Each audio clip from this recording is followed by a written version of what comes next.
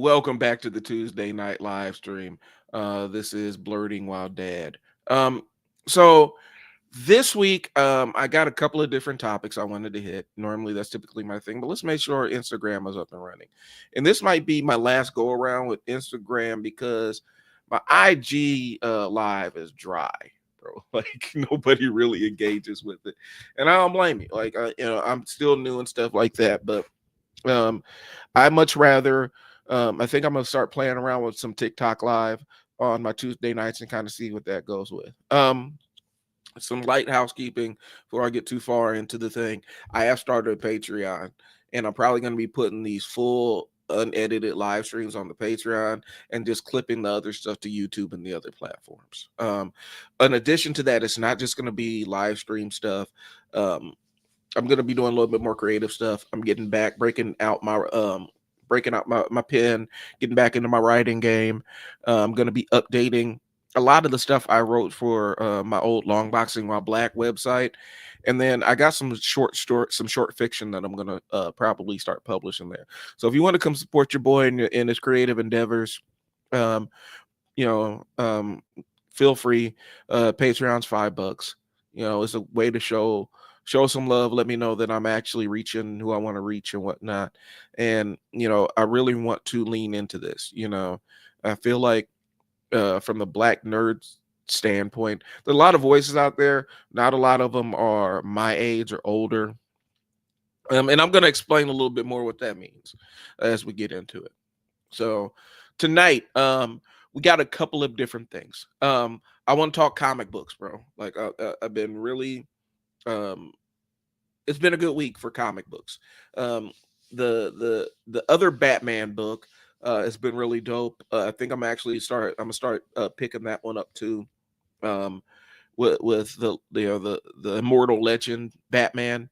That one is I peeped some rundowns of that one, and that's really sounds like an interesting story too. Uh, of course, I'm still with the absolute Batman. I'm going to stick with that one. That one's super interesting.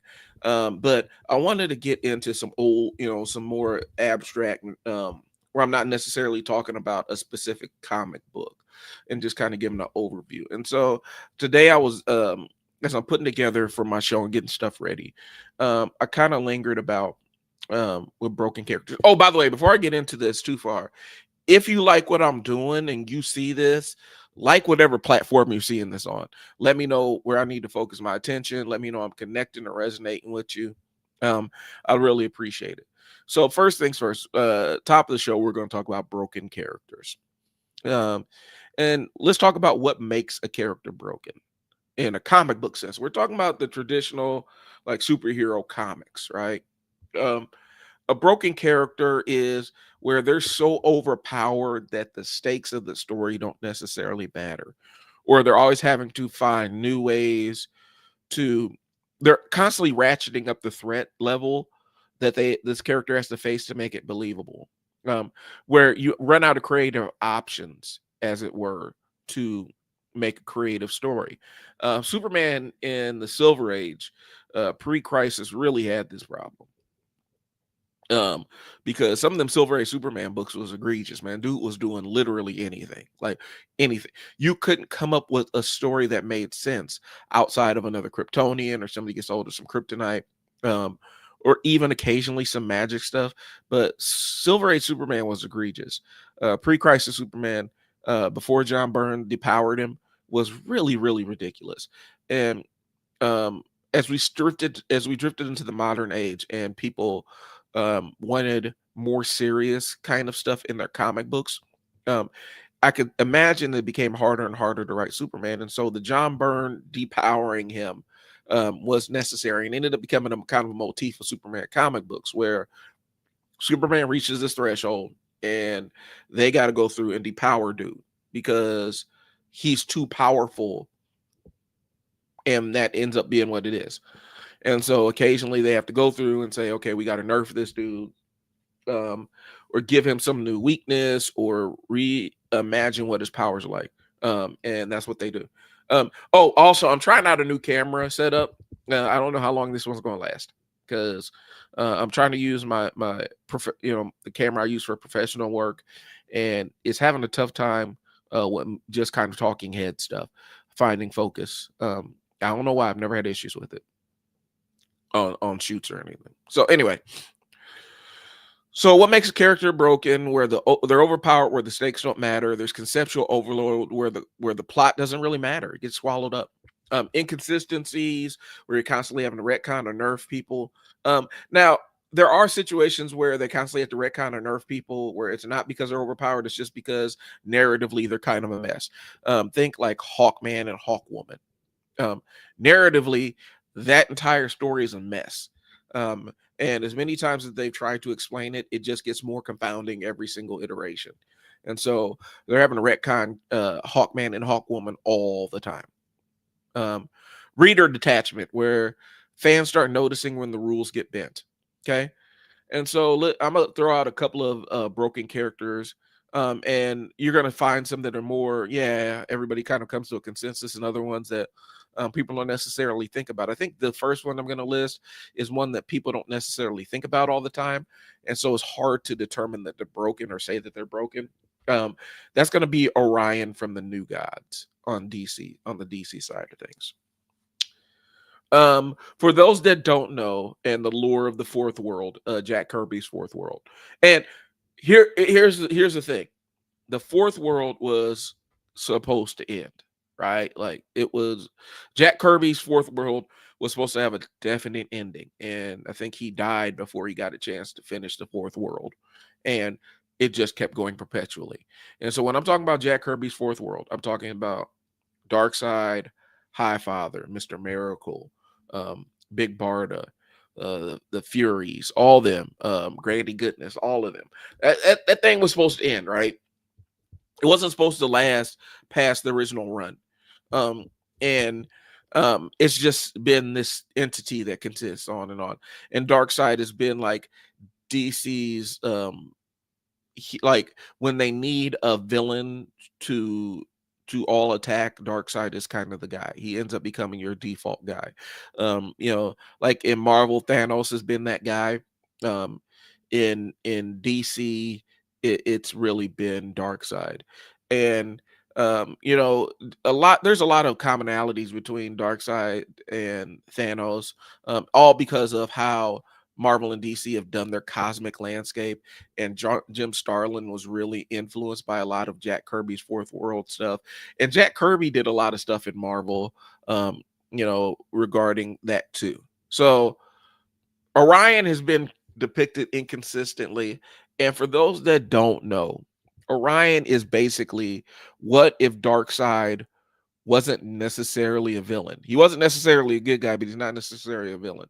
Um, so what happened was, in order to broker a peace between like New Genesis and Apocalypse, the two worlds, um, in Jack Kirby's fourth world, um, Highfather and Darkseid swapped children. And so Scott Free, Mr. Miracle, was handed over to Darkseid. Um, and Orion was handed over to Highfather. And while immediately Mr. Miracle was thrown into one of Darkseid's orphanages, um, and he kind of honed his ability to pretty much be the preeminent escape artist of the DC universe. Um, Orion was raised in relative peace on New Genesis, but his temperament, and um, you know his heritage, he had these fits of anger. And so they actually had to give him a mother box to control his anger. There's a lot of lore here, and I'm trying not to go too deep into it. But one of the things with Orion is, he's kind of the counterweight to Darkseid. It's been prophesized to be the one that kills Darkseid. And depending on what the book is, sometimes it happens, sometimes it doesn't. I know Final Crisis or Death of the New Gods, it wasn't Orion who did it. But I know that there's one series where Orion did kill Darkseid. Anyway, Darkseid has the Omega beams. Orion has the Astro Force. And the Astro Force manifests in him when his rage is at its peak, gives him roughly the same powers as Darkseid, where it's just this unlimited bag of powers. Um, On a normal, in most cases, he's strong. He's Superman level strength. He can stand toe to toe with the best of them in the DC universe. But then we add on the Astro Force, and now we got a broken character because it's insurmountable. Now they try to balance it out by making it kind of a Hulk kind of limitation where he loses. It's kind of a berserker race, almost like what Wolverine experiences. But it's hard to write for that kind of character because what do you put him in? I remember seeing Orion in DC, like in Justice League comic books, and they normally had him if they needed a stand-in for Superman. Like Superman was off planet doing something, we bring in Orion, we got our strong guy. Or Martian Manhunter wasn't around. But sometimes he's Superman level, sometimes he gets washed. He's broken because at peak he's too strong to tell coherent stories, bro. And when he's nerfed, he's like every other flying brick kind of character in DC. Okay. I'm thinking that maybe we just retcon the entire Mr. Miracle and Orion thing because you could tell good stories with Mr. Miracle because he's the perpetual underdog, right? And one of the things that gets overlooked in DC when we talk about the new gods, they all are gods. Like, you know what I'm saying? Like they're essentially what DC considers god tier in their universe. And one of the things is, they played around with it, but they're gigantic. And so if you travel to New Genesis or Apocalypse under your own power from Earth, the new guys will look like giants.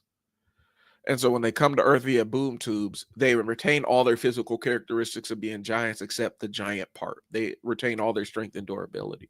So Mr. Miracle is strong too. Like, but if they could retcon Orion and Mr. Miracle, maybe re-envision how that looks, maybe have a fresh start with it. I don't know, another reboot. I mean, I know that that's kind of the retcon is kind of a dirty word for DC because they do it so much. But I think we could probably retcon Orion a little bit and give some some limits to his power and develop him as a character besides just being a pissed off guy that punches things. Um, you know, and this infinite pool of rage because there's something to be told there. There's a backstory to be told about his upbringing on New Genesis and the anger issues that he has and him overcoming those anger issues. Like, it needs to be some level of overcoming. Okay. Martian Manhunter is kind of a broken character, and I feel like he's also a fantastic character that gets forgotten about a lot. But his brokenness comes from the fact that he's a veritable Swiss Army knife of overpowered things. He's a stronger Superman. He's a shapeshifter on par with Plastic Man. He has telepathy, Martian vision, heat vision, can be intangible. I think they even at one point they put telekinesis there. I don't remember. I think I remember that, but he is this really mixed bag of superpowers, and his weakness is fire. And fire can do anything to him. It could either just reduce him to go sit down mode, where there's fire, I need to go chill, or it can make him lose control of his array of powers. Or in some cases, he can even be killed by it. It felt like a lazy kind of thing. And I know DC was really good at this back in the days. Like the kryptonite thing was introduced to give Superman a weakness. The yellow was introduced into Green Lantern because that was a weakness of him. And as we moved on, they've kind of reimagined how kryptonite works on Superman. In a couple of different times. It's been kind of inconsistent. The yellow weakness in Green Lantern has been kind of written out a long time ago and explained actually what it was. I almost feel like it's time to evolve past the fire weakness kind of thing and start really frontline and center with the Martian Manhunter in some of these Justice League books, because it can't always be Superman in the Justice League books. Like, he's doing enough.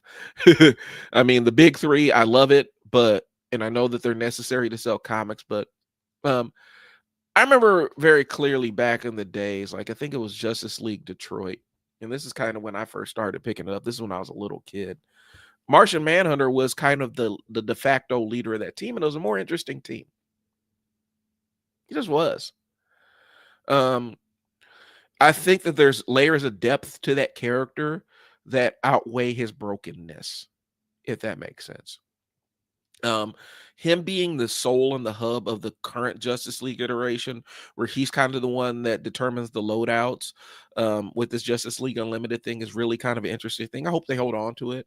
We need to see more than Batman and Superman and Flash always coming in and saving stuff. Broken character number 3, Sentry from Marvel. I've spoken about Sentry a lot. It was DC trying to do an approximation of Superman, but the weakness they gave him was his mental instability. He's dealing with some profound mental health issues. But then we decide when we want to take his limiter off, he's a universal world-ending threat when we need him to be. And then when we don't need him to be, he gets jobbed out by Null, and written out of the book pretty early on.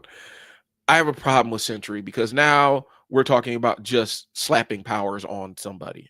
Like it wasn't enough that dude was super strong. Like he took a mega enhanced dose of the super soldier serum and has the power of a million suns, whatever that means. It wasn't enough that he had the flying brick kind of Superman thing. But then now we got to start. He can warp reality. He can not warp reality. He can warp matter and transmute matter like Molecule Man on the same level. Then he can warp reality, kind of like beyond. Like we're getting to the point where we have jumped the shark and then climbed on his back and then jumped over another shark while riding a shark. And that's been the problem with Sentry. That's why you can't keep him in the books. Now, if you play up the fact that, you have to account for the mental aspect of him, where he's dealing with some some mental health issues, I can deal with that. And that's something that you work into his character, kind of like you do with Wonder Man occasionally. But he's broken when they bring him in, and it's just, well, now he's the Void, and the Void is the evil side of it, and the Void can do anything, just randomly anything. Whatever he wants, the Void can randomly just do it. It just makes stories hard to read, bro. I remember when they did the entire Siege of Asgard storyline, and they brought in Sentry as one of the Dark Avengers. And they had spent all this time really developing Ares as this really incredible character. Like they had spent a lot of time making Ares this super interesting anti-hero kind of character, only for it to be reduced to he goes to stop the Sentry and he gets ripped in half. And all it would serve was to propel the Avengers into action. I have a problem with, if you can't tell, I have a problem with that, with the story, the Siege story. I just have a problem with that all over. The way they took Sentry out was stupid. Who did it was stupid. The fact if Norman Osborn is the primary threat to the Dark Avengers, why isn't Spider-Man the one that takes him down? It's Tony Stark. This didn't make any sense. There's a lot wrong with it narratively. But Sentry was one of the problems. Franklin Richards, it's hard to keep him in the story because Franklin could do anything. It was more interesting when he was Tattletale and he was a kid who couldn't necessarily control his powers. But once he got old enough where he started gaining some measure of control of his powers, and it wasn't just dreams that became real, it became, reality warping, it breaks him immediately. That's why adult Franklin pops up every once in a while. You don't see him too much unless there's some major crisis or Fantastic Four needs to travel into the future or something. It's hard to keep him in the book. It's just hard to keep him in the book because and I know they tried it a couple years ago. I think they tried some Fantastic Four story where they said Franklin is actually aware of what's going on, but he makes himself unaware, so he can't affect. It's stupid. I think if they go back to the framing of he's a kid who doesn't have full control over his powers, boom, there it is. When he's emotional or he gets mad enough, he can be a threat. But more times than not, um, if you can isolate him, it's hard. Where he's limited by the fact that he's inexperienced and he's immature. But now we've aged up Franklin. We've made him a teenager for some reason. Put him on Krakoa to take him off of Krakoa to take away to say he's a mutant to not say he's a mutant. They don't know what to do with Franklin Richards. And it's sad because I grew up with him. When even like the days when he was running around Power Pack, he was interesting as a little kid who had these amazing powers, but he didn't know how to control them. And he's getting into hijinks with these other kid superheroes. I think the crutch for Franklin is he's a kid, so he can't control his powers, but then he ends up becoming, when the things get too far out of control and the power's too overwhelming, oh, we need to bring Franklin in to fix everything. And he becomes the instant fix it button for the writer. And that's the problem. I think you can make him better if you really do lean into the fact that he's a kid who doesn't quite understand the scope of his powers. And he still needs to be trained on it. And he deals with a father who would much rather, instead of training him how to use his powers, he will try to strip the powers away from him or put some kind of dampener on him. I think if we could deal with that piece of it, that'll be fine. And like I said, if we play up with the fact that he's a kid, a kid with that level of power. Sorry, I'm out of focus, y'all. We play up the fact that he's a kid with godlike powers. That can make some interesting stories, but you can't have Franklin in stories for too long because he breaks them. Quick mentions: Dr. Manhattan. He was never meant to be in the mainstream DC universe, and I will die on that hill. Dr. Manhattan was meant to be in the Watchmen part of the DC universe. He's never meant to cross over. Doomsday Clock was a mistake. They should have left Dr. Manhattan exist in his own universe. We did not need to merge the Watchmen universe with the main DC universe. There was no point in it. It was stupid. It was a way to screw over the creators. They should have never done that. Scarlet Witch, you can't leave her in the stories because she ends up becoming a plot device. And it's unfortunate because she has interesting character. Like, all these characters can be redeemed. All these characters are interesting in and of themselves. But the problem is, it's when they end up crossing that threshold into plot device. And Scarlet Witch has become a plot device. The entire No More Mutants thing, you ended up, and then you nerfed her because she was unstable because of the stuff with the kids and blah, blah, blah. I liked it when she had hex bolts, and that was about the extent of her power. I didn't think you needed to power her up to the point where she's warping reality on a global or universal scale. I think if we would have just kept it with, she has hex bolts and she can affect probability, works for me. That's a good power set where sometimes she doesn't even know, she doesn't even necessarily know what is going to happen. She can just affect probability, and maybe her arc is learning, um, this the specific magic with her mutant abilities, or if she's a mutant anymore. I don't know. Because they said she's a mutant, she's not a mutant. She's a mutant, not a mutant. She's Magneto's kid. She's not Magneto's kid. Magneto sees her as a kid. I don't know anymore. But if we can go back to just hex bolts, and then she's having to learn how, the kind of magic to manipulate the hex bolts and the chaos magic, I'm cool with that. But let's not do the reality warping thing. We got too many reality warpers in Marvel specifically. Every third person is a reality warper. Same thing with Nate Gray. Nate Gray is kind of in that same thing. And that's why you don't see him too much, where he is like Cable with none of the technic organic virus, where he's just full scale telepathy, full scale telekinesis, just can pretty much do anything that his mind is set on. Superboy Prime, he only works as an event villain, which they're kind of disproving me wrong with this latest run in Superman with Darkseid's Legion of Superheroes. I can't front on that. They're actually proving my thesis wrong on Superboy Prime, because they're leaning into the fact that he's a flawed character who only wants to be a hero. And the reason why he's so lashes out so much is because he wants to be a hero and he's never feels like he's never given a chance. He's constantly put into the role of the villain. And I like what they're doing with the current run of Superman. I'm not going to get too spoilery into it. I literally just read the latest issue of it, and I'm a fan of how they're handling Superboy Prime.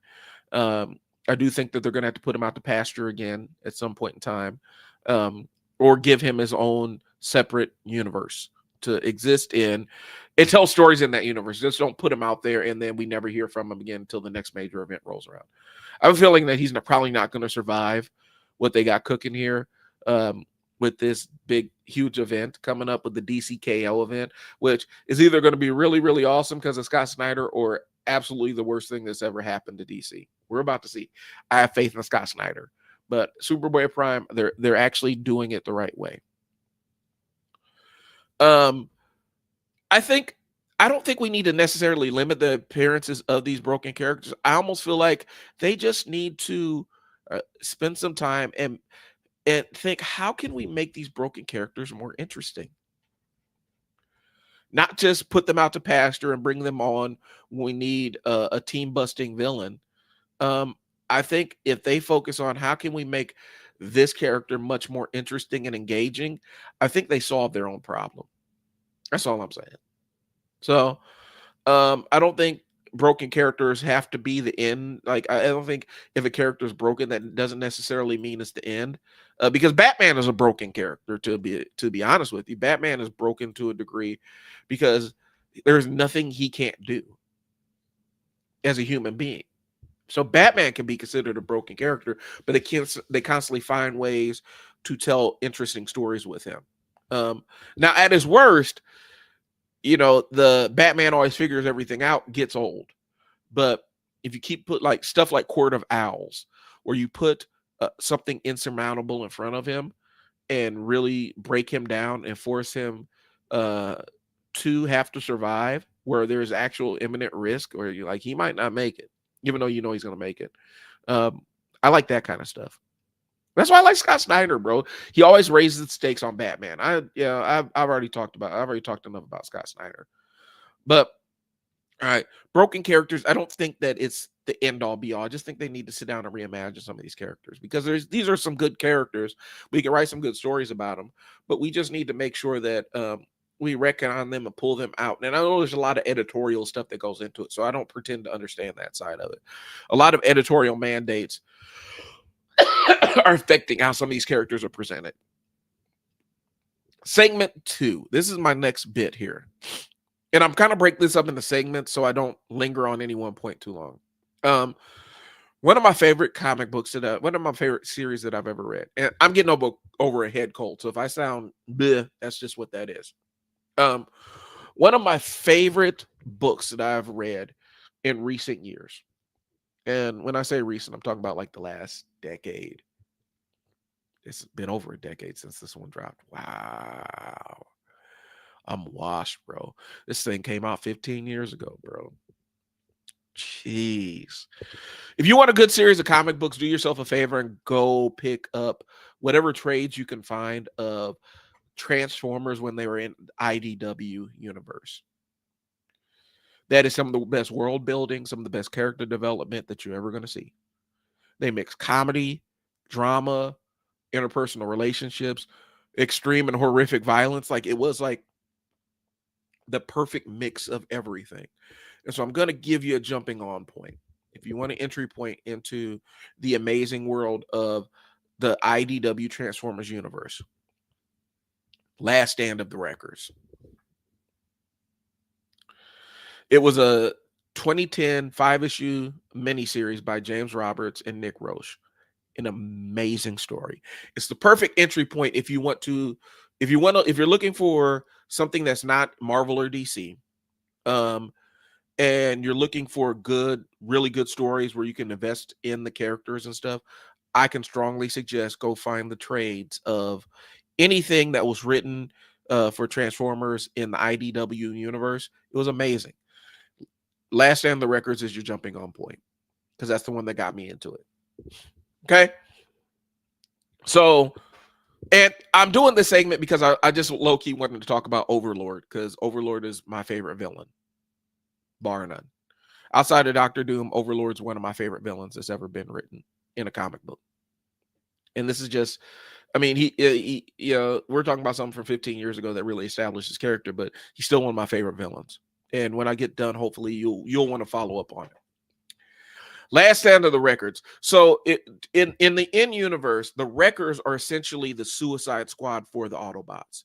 They go in to do the impossible missions, the missions where they know people aren't going to, where they know that there's a good chance that they won't survive.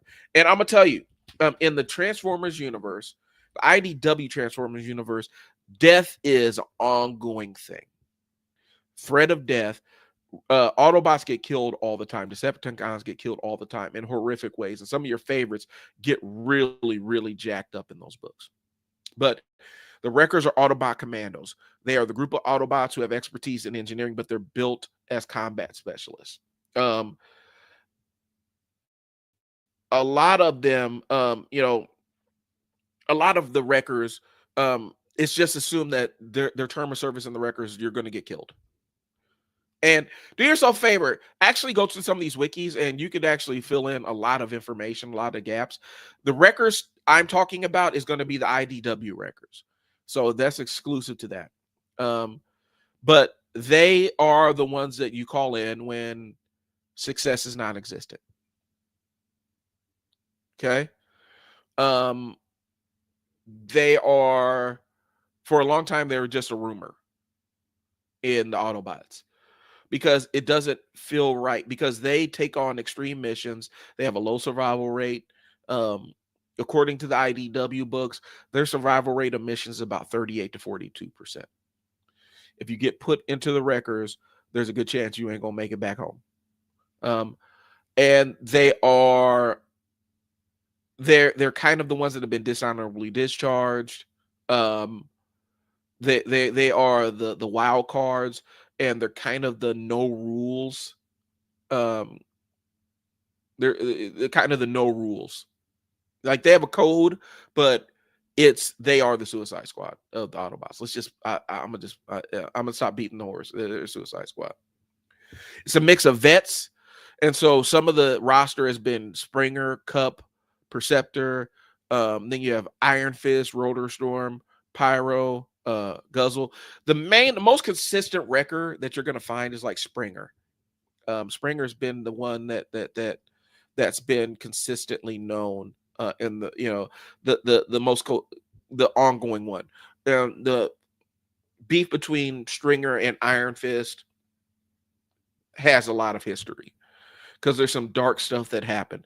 The thing that was dope about the IDW Transformers universe is the Decepticons weren't inherently bad. The Autobots weren't inherently good. Matter of fact, I don't know if it was Iron Fist or Impactor. I think it was Impactor that Springer had issues with. But there were Autobots that were kind of evil. Like Prowl was kind of, if we had like the best analog I can come up with Prowl was kind of Beast. Like Beast in Krakoa era of the X-Men, where Beast is not a nice person and he will absolutely kill you. But he's doing it for his cause. Prowl was kind of that way. Prowl was involved in some dark shit in the Transformers universe.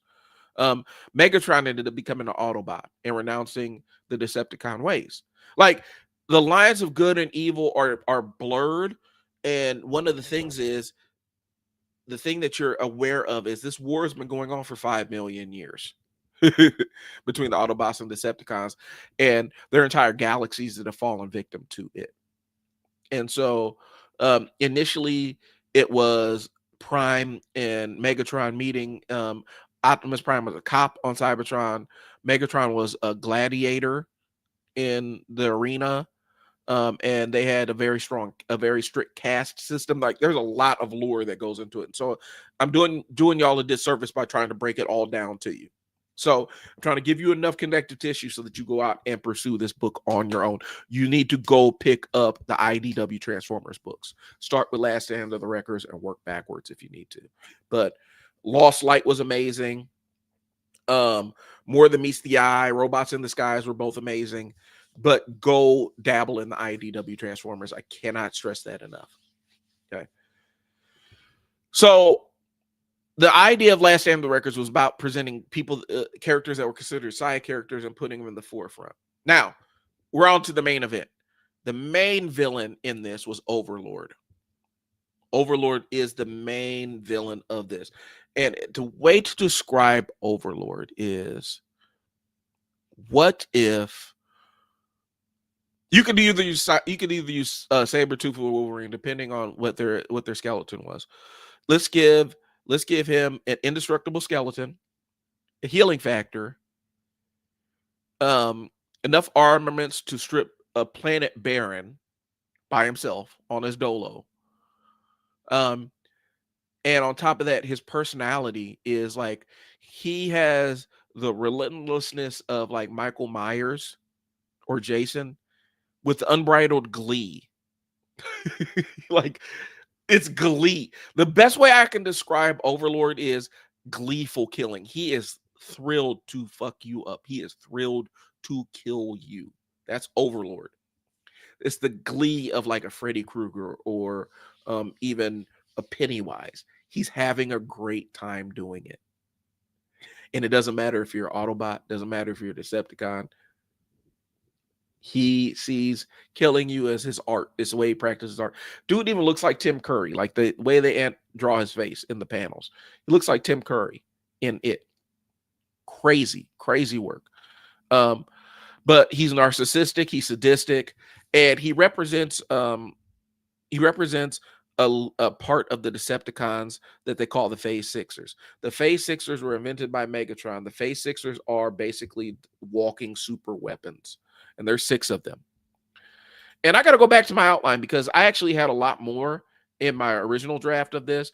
But basically, Phase Sixers are walking WMDs. They're designed to finish planetary conquests. And so the ones that we know about are Black Shadow, who was Annihilator and indestructible until Overlord destructed him. That's why Overlord's such a badass, because he can kill other super weapons, other ones that are other ones like Black Shadow killed thousands of Autobots by himself, dolo, in a war, and Overlord one-shotted him. But there's Six Shot. Six Shot, you remember, he could transform into 6 different modes. He's considered the ultimate killing machine. The only one that could deal with him on the Autobot side was Optimus Prime. Optimus Prime put paws on him. Tarn, who is a zealot, he's more of a psychological weapon, but his power is horrifying.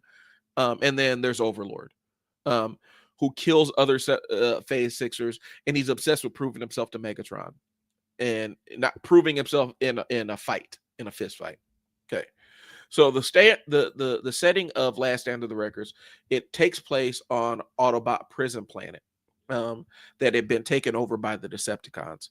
And so they are where is the planet? Garrus 9. Garrus 9 is basically a prison planet run by Autobots. The warden is Fortress Maximus, who is, by all intents and purposes, one of the Autobots' heavy hitters. This is not the same Fortress Maximus that was like the giant toy that turned into a fortress. This was him reimagined as something else. But so the setting is Overlord is essentially, the Decepticons have taken over Garrus 9, and then Overlord is taking over the Decepticons there, and essentially made it into a big gladiatorial pit where he's pitting the prisoners against one another. And they have to fight to the death. And then the winner gets the prize of fighting him to the death. And if you see um,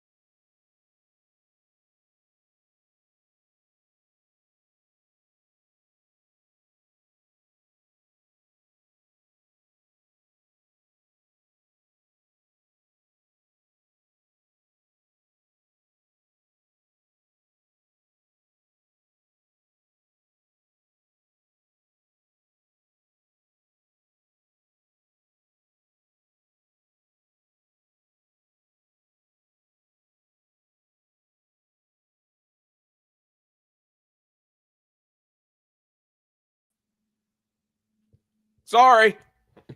Live television, y'all.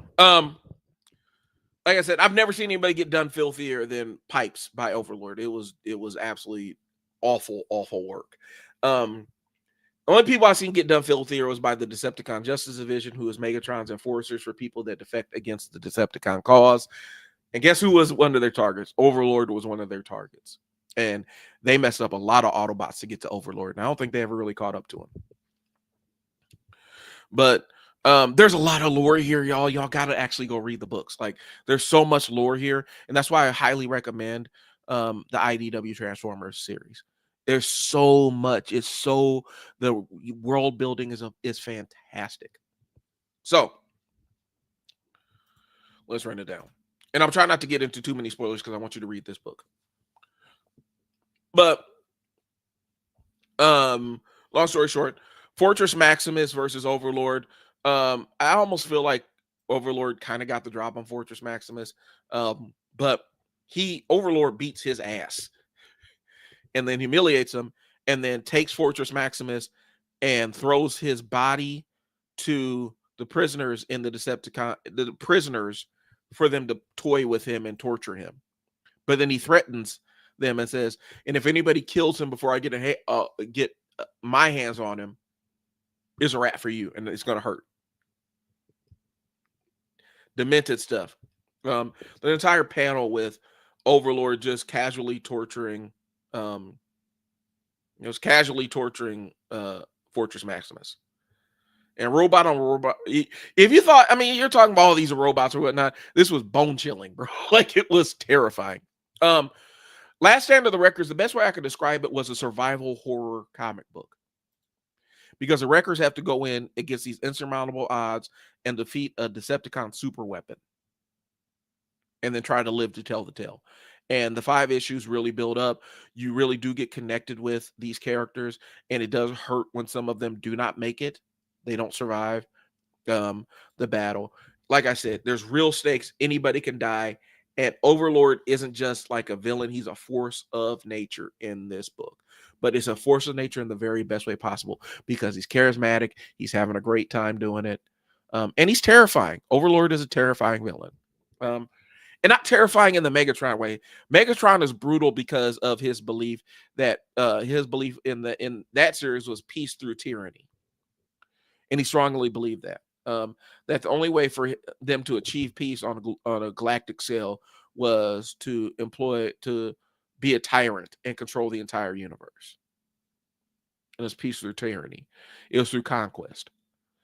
Once the Decepticons ruled everything, then there was going to be peace. But Megatron started out, liberating a lot of Cybertronians from those gladiatorial pits and fighting for equal rights. And him and Optimus Prime fought for equal rights on Cybertron until they got at odds with one another about the direction of the planet at that point. It's a deep dive into world building lore, and it's almost a masterclass in it. Like, you don't see that level of world building in books anymore because a lot of from Marvel and DC at least, because a lot of the properties are really already established and they don't really give new room for new characters to build their own worlds. That's why I get so excited about stuff like Absolute Batman, where I get to experience some world building. The Immortal Weapons Batman. Like, I'm not even a huge Batman fan, but these are some of the most entertaining books. The revamp of the new Ultimates line. There's world building going on. We're establishing lore here and reimagining things in different ways. And I'm really excited about it. I can't recommend the IDW Transformer universe enough. And if you're going to get into it, on my recommendation, I strongly suggest you start with Last Stand of the Wreckers. Anybody can die. Overlord is an entertaining force of nature.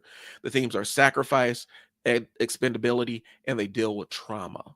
They talk about trauma in that book. An amazing book. Go collect it. One of the best. It's not even one of the best Transformer stories ever told. It's one of the best comic books I've ever read in my life. Last Stand of the Wreckers is amazing. Highly recommend it to anybody. All right. Black dad energy versus red pill culture.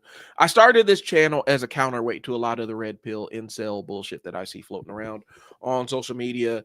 A lot of bullshit regarding alpha males, and I see them um, pretty much um, taking advantage of kids and guys whose brain stems haven't fully developed. Because I mean, even younger guys, when I'm saying younger, I mean, for me, 21 as a kid. 21 as a kid. And your brains are still developing until you're in your mid to late 20s. And so they're taking advantage of people who aren't fully developed, or guys that are fully developed but have some stunted development along the way. And so that's why I started this channel, as a counterweight to that, because they feed upon disconnection and lack of community. And so I wanted to provide a place where people feel heard. So that's what we're doing here. Okay. So with Black Dad energy, essentially what I'm talking about, and I'm gonna give you a little bit of history of my life as the black nerd. Okay. I came up in a time where um being a black nerd was not a thing. It was a thing, but it wasn't a thing. It definitely wasn't something you aspired to be. It's not a label that you affix to yourself.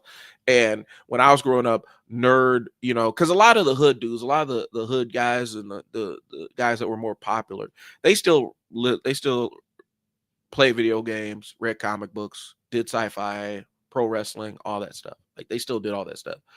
Being a nerd meant you weren't cool. It meant you weren't um consider whatever we considered cool back then. And you know, it was kind of this label that got affixed to you as a black kid. It didn't mean like geek interest. It meant you were just not cool. You were not in the cool group. Okay. And so when I think of Blurred, I enjoyed the fact that we have a black nerd space that we have clearly defined by our own uh terminology. I enjoy that. I think that that's a good positive sign, because back in the days, being a nerd was not that. You had those interests, but then you also weren't cool, if that makes sense. Okay. And it was a very isolating experience. Um, and there is absolute trigger warning. So if you have any kind of self harm ideation and stuff like that, this is a trigger warning. I just have to throw that out there. Um, it was very isolating growing up with a black nerd, because 80s and 90s, my point of reference of black nerd was the little dude from the Nerds movies, the little black dude from the Nerds movies, or getting older with Steve Urkel. That was black nerd. And Steve Urkel was, the smart kid or whatnot, but he didn't necessarily resonate as nerd. It was more like geek to me. And his nerdiness was irritable. It got on people's nerves, and it wasn't necessarily useful. And the only way that Steve Urkel came into his own was becoming Stefan. He could never be loved for who he was. He had to become somebody else holistically different. But black kid with glasses in the 90s, you got called Steve Urkel. And it was not a great place to be. And so it was very isolating. It was super isolating. My interest didn't match my peers, and the isolation was inevitable. My interest did. Like, I had the cool kids still read comic books and stuff like that. I had some bullies steal a lot of my Marvel cards when I was little, because I was naive. I was still a year younger than a lot of the kids on the bus, so I was a year younger than a lot of the kids I went to school with, and my peers that I graduated with, I was like a year younger than them. I was really immature and super trusting. And I let somebody look at my binder of Marvel cards, and they stole a bunch of them, and then laughed at me when I tried to confront them on it, threatened me, and so that ended up being a fight. Um, but it was super isolating. Um, you know, I didn't have the body control to dance. Like, I wasn't necessarily a dancer. I was a huge hip hop head this entire time. Like, I was always a hip hop head. Like that was something that was built into it. But I also was the hip hop head who, my favorite show when I was a kid was Mystery Science Theater 3000. But I did also watch New York Undercover, and I watched In Living Color, and I watched Martin, and I watched It's a Different World. So I did do all the other stuff that my peers were doing, and I listened to the same music that they were listening to. But then I also had this lane where I still read comic books, and my favorite show was Mystery Science Theater 3000. And the only kids that were watching it that could talk about it with me were white kids. So 7th to 9th grade was not the best time for me. Psychologically, it was really a dark time. I was in therapy. I was dealing with ongoing and persistent like self-harm stuff. Like I was actively, yeah. Um, it was not a great time for me. And it was a struggle because I felt like I was set on this earth to just be this alone person. And then something happened in 10th grade, like a switch flipped. I don't know what happened, but I just decided, instead of trying to be cool and hang out with all these other people and getting embarrassed or bullied, I'm just going to just be a one of one and do my own thing. I started dressing in the clothes that I wanted to dress in. I had a job so I could buy the gear that I wanted to wear. I came up with my own sense of style and just became an island onto myself. And that's actually where I started finding my connection with people, when I just walked my own path. Opened the door to authentic connection.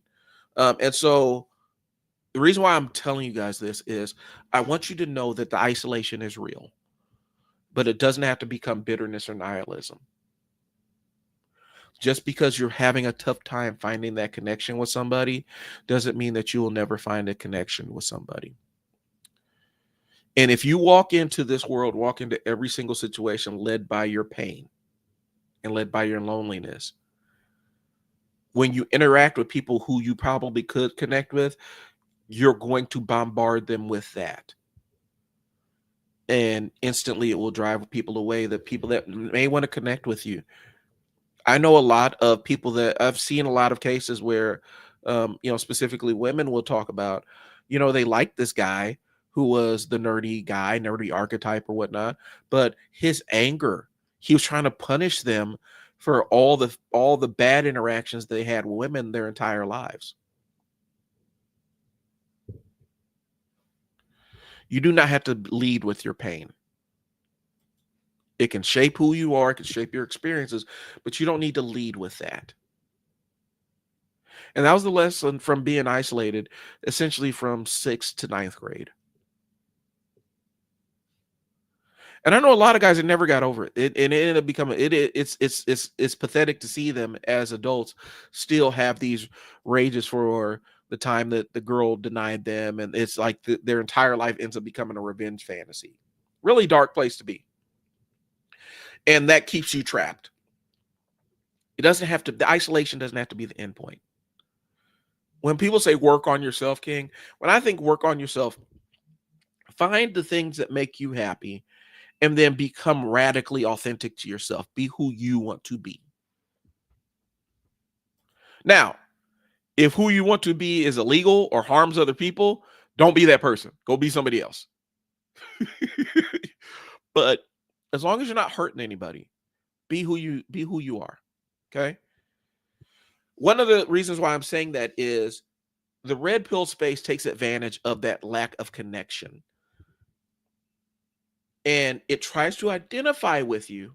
It pretends to identify with you, I'll say, and align with you, but its form of connection is revenge. You have to be an awful person to connect. You got to take advantage of people. You have to take advantage of women.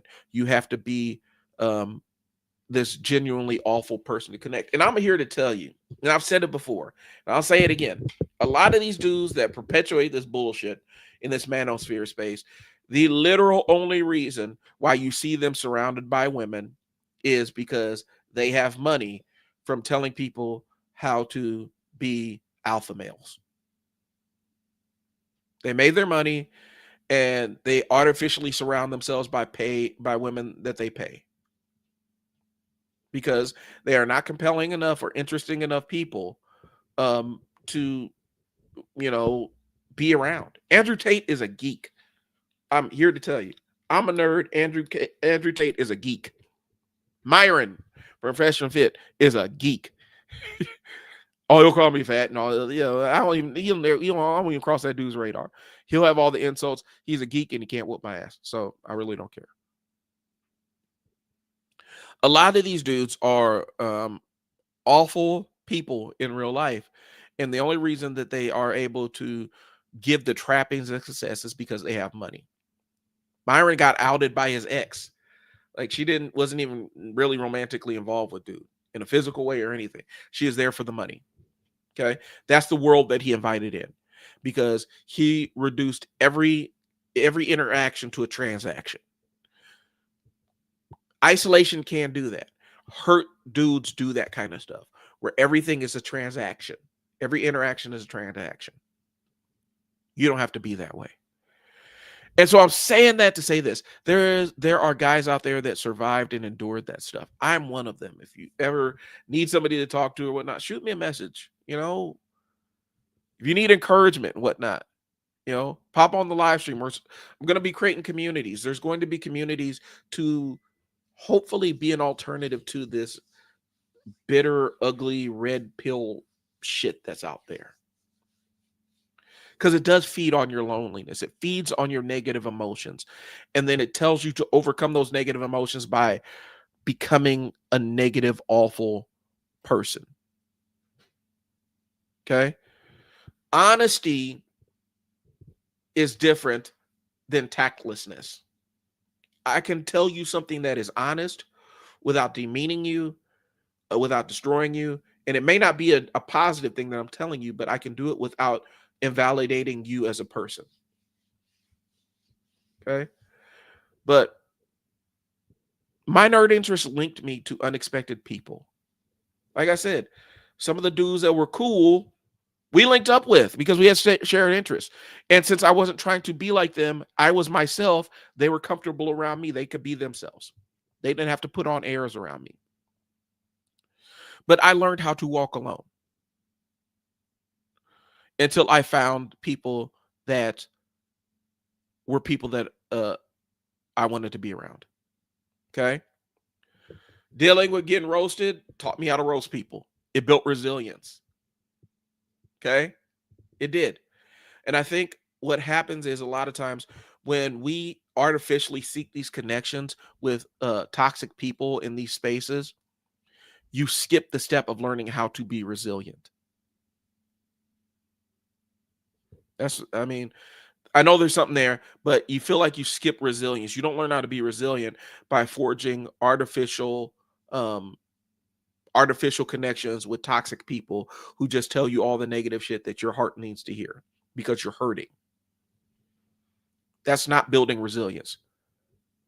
Because you can't exist without you have a hard time if you're separated from that Andrew Tate or Fresh and Fit or whatever the newest person in that space is, because I know that these guys are kind of antiquated, but there's always going to be somebody new. When that connection is severed for whatever reason, they're lost again because they never built resilience to stand on their own too. That's just my take. I know that there's probably people that are a lot smarter than me that do this kind of stuff, but my take is a lot of times when you have these people that are isolated, they fall down these rabbit holes with these super hardcore misogynist dudes and all this other stuff. They're getting taken advantage of in multiple ways. The thing they never learn is how to be resilient, stand on your own too, and be your own person. And walk alone for a while until you actually seek an honest and real connection with somebody that values you for you. And there's somebody out there. These guys make money by telling you that there's nobody out there for you and they're your only solution. Andrew Tate built an entire ecosystem around that. When I was interacting with his fan base on my TikTok, they were telling me how great he was. He was like their daddy. He taught them drop shipping. He taught them all this other stuff. I learned drop shipping myself. I didn't need somebody else to teach me, and I sure as hell didn't need somebody who had a lot of the views that he had that he was injecting into his fan base to teach me that shit. I didn't need it. Okay. But learning to walk alone sometimes, you got to walk alone before you find your people, because then you get to learn who you are. Being clowned and being roasted as a nerd built my resilience. Having to actually defend myself and actually step up to people. That built my resistance, having to defend myself against bullying. I'm not saying bullying is a great thing. I'm not saying it's a necessary thing. I think it's a vile, contemptible thing. But one thing it did teach me was it taught me how to fight. To the point where one of the kids who bullied me when I was in junior high, when I finally stood up to him, he wasn't gonna bully me no more. And I got my respect from him because I wasn't gonna take it. I'm like, I'll stand on my own too with him. Okay. So this is gonna be an ongoing thing. Black dad energy. I always think black dad energy is going to be the counterweight to red pill shit. Okay. So today's going to be red pill versus black pill, red pill versus black dad energy. Okay. We talked about isolation versus belonging, um, manipulation versus authentic connection. These are going to be different topics that we touch along the way. Masculinity versus manhood, posing versus providing, legacy versus clout, um, resentment versus resilience, control versus community, and then talk about black dad energy as a blueprint. And you don't have to be a dad to have the black dad energy. You just got to be a mature person, a self-actualized, mature person who doesn't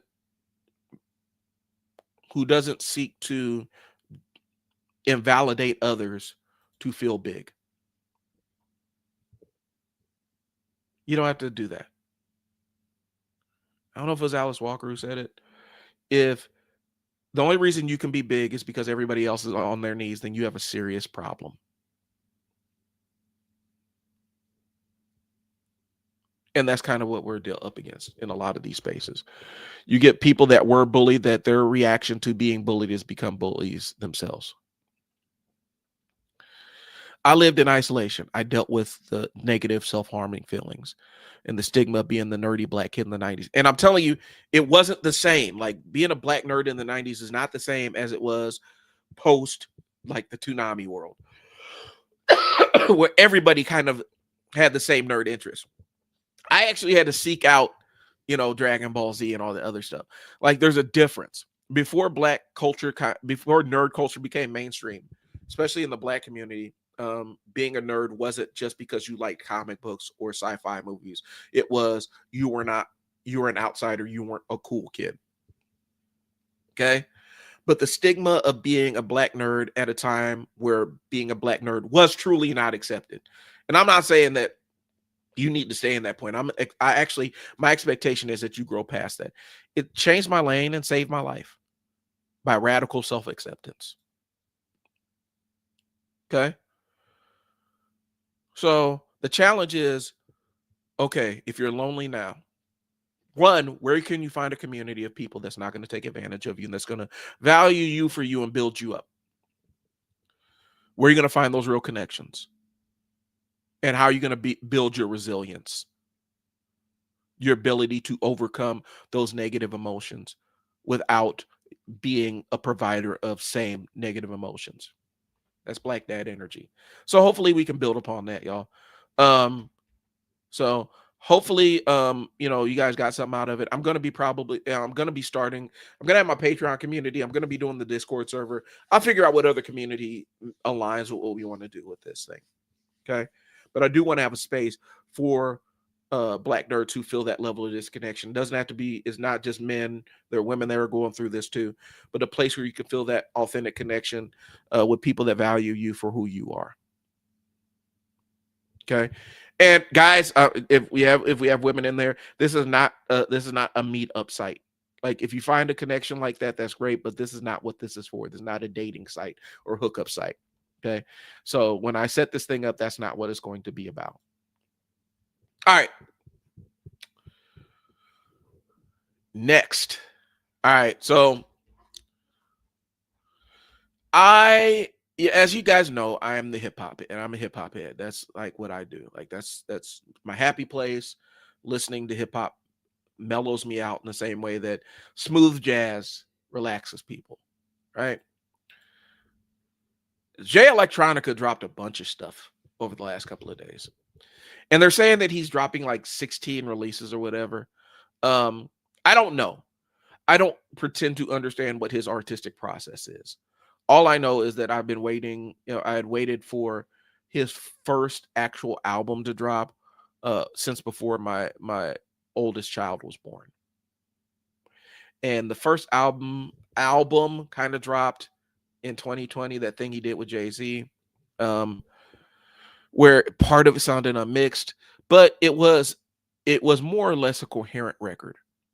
And it was actually, if if you enjoyed it, you enjoyed it. I know people who didn't enjoy it. I was a fan of it. Okay. The thing I like about Jay Electronica is his voice, the cadence, the metaphors, the cultural references, the way he weaves his words together. Okay. He has nearly the perfect MC bag for me of intelligent rhymes, topical rhymes, well constructed rhymes, like, just all the stuff. That said, I'm about, what was it? How many have dropped since? How many have dropped henceforth? Um, and so I got to refer to my playlist here. I'm probably about three releases deep in the stuff that he's dropped, and these are multiple listens, right? Written testimony. Um, I don't know if these are albums. They read like EPs. They feel like EPs. Okay. Um, the written testimony, and I'll make sure I get the name. Um, written testimony, Mars, the inhabited planet. Written testimony, leaflets. Act Two, the patents of nobility, the turn. I don't know if this one is originally came out in 2020. But they just got released today, like the last couple of days. These originally were released in 2020. I am so confused. And I think maybe that's the takeaway. I don't know what this is. I don't know what this is supposed to be. Jay, I love you to death. And I hopefully this is some other materials coming out, maybe some more coherent projects, because I'm having a hard time with this one. The rhymes are good. When we're rhyming, we're good. But some of these just feel like instrumental albums. Some of these just feel like a series of sorted skits or sound bites or whatever. I don't know what these are. Some of them are just, it feels like you're freestyling. A lot of these are unmixed. It just feels like scraps of stuff that we just needed to release. I don't necessarily always need a drum track, but if you have too many tracks with the drum, it's hard for me. Like, I can listen to the bars if the bars are engaging, but if the bars slip and there's no beat, it's hard. um, Overloaded with skits and movie clips and not really structured songs, freestyles where he's fumbling over words or just cuts off, just abruptly, just like, it doesn't feel like a finished thing. And I think I'm misunderstanding what this was supposed to be, because I was completely caught off guard by it. It just happened to be on my playlist the other day. And so I'm thinking, oh, Jay Electronica dropped a new record. And I started listening to it like, oh, this sounds like the thing he already did. But then he dropped another one. And it's like, this is new material, but it's mostly talking. Like, it's a speech by Wesley Muhammad over instrumental that doesn't have a drum track under it. What am I listening to? And so it's hard because he's one of my favorite artists. I thoroughly enjoy Jay Electronica, the stuff that we have gotten from him that's a little bit more coherent. I don't know what this is. Like, one of those EPs, I swear to God, has like maybe there's like 8 songs on it. There's like maybe a total of 4 or 5 verses. And some of those verses are just him freestyling, obviously outtakes of him, outtakes and stuff where he's tripping over words and stuff. I don't know if this was an artistic choice or if it was half finished. Hopefully it was, maybe it's a artistic choice, and I haven't listened to it enough to have an opinion on that. I'm hoping that some of this was artistic choice. Part of me is like, I hope it wasn't. Hope it was just half finished stuff. Some of it, if some of the stuff was intentional, I could accept it as artistic choices that I just didn't connect with. If it's just half finished stuff, then it's just half finished stuff. But it just feels like a bunch of scraps that are thrown together. And I don't know, I don't pretend to understand what's going on behind the scenes with all of Jay Electronica stuff, y'all. I don't really have that level of insight. Um, I don't personally know any of these people. I'm just a fan, a fan of the music. I don't know if it's the same thing that we experienced with Dr. Dre, where Dr. Dre has that perfectionism where it's got to be just right. And I think Tyler the Creator had mentioned this a couple years ago, or maybe he did it earlier, where he said sometimes you just got to ship it. And he was falling into that perfectionism trap. And so his latest release was just something he had to ship. But the Dre curse is momentum's lost by the time the music drops. Like you aren't necessarily excited by the time Detox finally comes out. And I don't know if this is undercooked or overcooked. I don't know what the flavor of it is. And I don't want to also I also don't want to fall into that mode where I 100% support Andre 3000 and whatever his creative endeavors are. I'm not going to pretend like that flute album was something that was like amazing or something I have to listen to on a loop. It was good for what it was, I guess, but I don't want to psych myself up the way I tried to psych myself up and delude myself with that the flute album, because it was cool for what it was, but it was great background music for something else I was doing.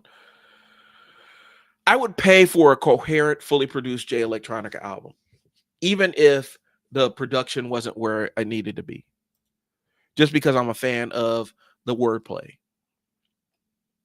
But I keep getting snippets and glimpses of this brilliance, this it never forms and congeals into a coherent thing. So I'm still my opinion on this, what Jay has released and what I think is going to continue to release according to the way they're saying it, where he's got like 16 other projects or whatever. Um, I'm trying to reserve opinion, but I'm not necessarily filled with a bunch of energy or excitement after the first couple of things I've listened to, because it feels like scraps. Feels like stuff that was just, we just have it and we just need to post it. I don't know. I don't know. I don't know. So we'll see what happens. That's all I got, guys. I'm serious about building an actual community to support and kind of be a way around a lot of the red pill shit that's, I feel like, is dragging people under. And I don't know necessarily who the main actors are in that space, because I don't necessarily want to fill my timeline with that kind of shit. I don't want to mainline a lot of what is the red pill space or these negative influencers out there that are playing on guys' insecurities, and perpetuating the loneliness epidemic and all that other stuff. I don't necessarily, or taking advantage of the loneliness thing. I don't necessarily want to search them out, because it fills my time, it fills my YouTube feed with them, and I don't want to see it there either.